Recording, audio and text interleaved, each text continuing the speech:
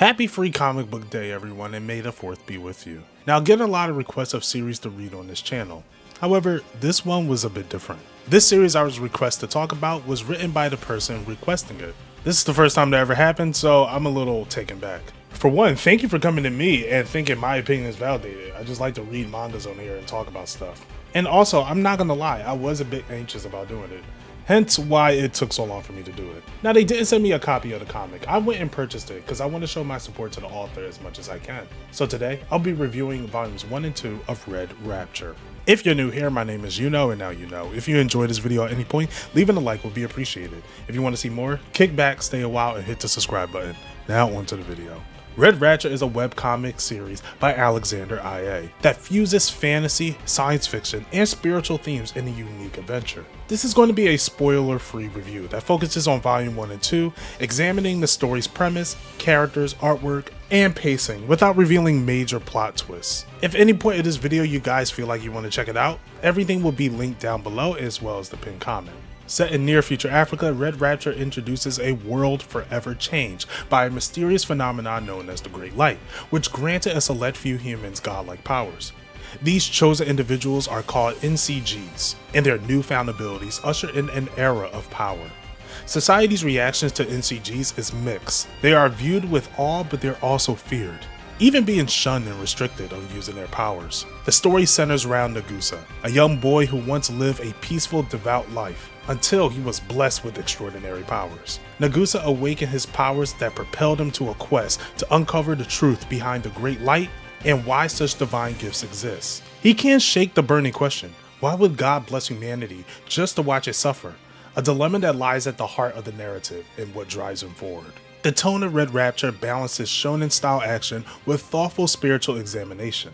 On one hand, it's high-stakes fantasy adventure filled with danger and showdowns. On the other hand, it's a reflection on faith, morality, and the nature behind divine power. The narrative doesn't shy away from these big themes at all. As Nagusa grapples with his faith in the face of chaos, the comic delves in philosophical territory rarely seen in typical action series. The story does an excellent job weaving questions of religion and suffering into the plot, all without feeling too preachy. By using a supernatural premise as an allegory, Red Rapture examines whether immense power is a blessing or a curse. Despite these weighty themes, the narrative remains accessible and exciting. It poses questions for the reader to ponder while delivering the kind of thrills you expect from a manga-inspired fantasy. Red Rapture's setting in Africa gives the story a fresh backdrop. Honestly, I think this is the first comic book in a long while where I see Africa as the main setting. The influence of African culture and scenes is evident from the characters' names to societal context, grounding fantastical elements in tangible reality. Yet the themes are pretty universal.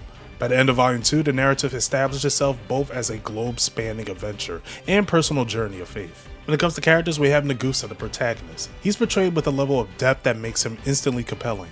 He starts as an earnest and kind-hearted youth shaped by his religious upbringing, the kind of boy who generally ponders the big questions about God and suffering, even before his changes. Once he becomes an NCG, he's thrust into circumstances that test his beliefs to the core. Throughout Volume 1 and 2, we see him evolve from a sheltered, blissful, unaware kid to a determined survivor, who must reconcile with his newfound powers with his moral compass. What makes Nagusa especially engaging is his inner conflict. He doesn't simply accept his blessing at face value, but he continuously questions why he was chosen and what responsibility comes with this power. This mixture of vulnerability and resolve makes him more than a typical action hero. You root for Nagusa not just to defeat the bad guy, but to find the answers and the peace he's looking for. Sabia is Nagusa's closest companion in tragedy and adventure. In fact, after a heart-wrenching turn of events, Nagusa and Sabria find themselves on the run together. Sabria's presence adds an emotional anchor to the story. Where Nagusa is plagued by questions, Sabria often provides a calm, pragmatic perspective. She's courageous and quick-thinking, showing more of a quiet strength that complements Nagusa's nature. The dynamic between them is one of moral support, born from shared hardship. They rely on each other as they navigate dangerous worlds. By Volume 2, their bond feels more genuine. Most of the dialogue and the hesitation between them makes it clear how much they care for each other, which in turn raises stakes for the reader. You generally fear for them when they're in danger, because the comic has invested in building their relationship together. When it comes to art, the influence of shonen manga is evident in the characters' design and dramatic action sequences. You can see these influences in everything, from Nagusa's expressive, large eye features to the dynamic poses and the cinematic angles during fights. However, Red Rapture is far from imitation. Its art stands out thanks to the unique cultural elements and the bold use of color that brings each panel to life. The use of color is thoughtfully done, just to complement the narrative. They have bright, warm, dominating the scenes of action and divine power, and in quieter moments, the palette shifts to a cooler, muted tones, like blues, purples, and grays. This not only provides a visual contrast that helps the action scenes hit harder, but it also mirrors the story's emotional beats. When it comes to stories, I think the most important thing is pacing.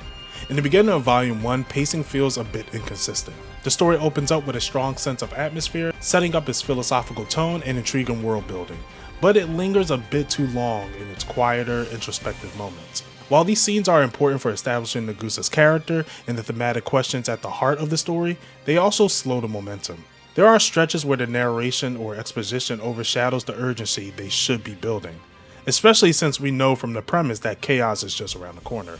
However, this inconsistency doesn't last. Around the midway point of Volume 1, the pace dramatically shifts. A major inciting incident kicks the story into gear. From that point on, the narrative rarely lets up.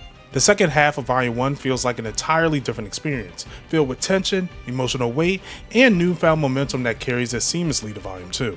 Once Volume 1 ends, Red Ratchet finds its stride, and Volume 2 is tightly paced, with one event naturally leading to the next, and characters being forced to adapt quickly to escalating dangers.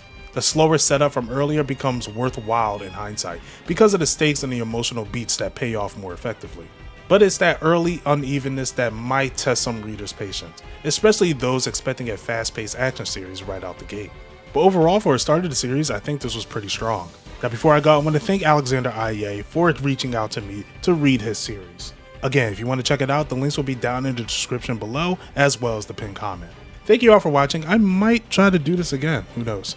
But if you want to see more of me, be sure to subscribe to the channel, hit that bell notification, that way you'll know when it's out. If you like the video, give it a like. If not, give it a dislike, doesn't really matter to me.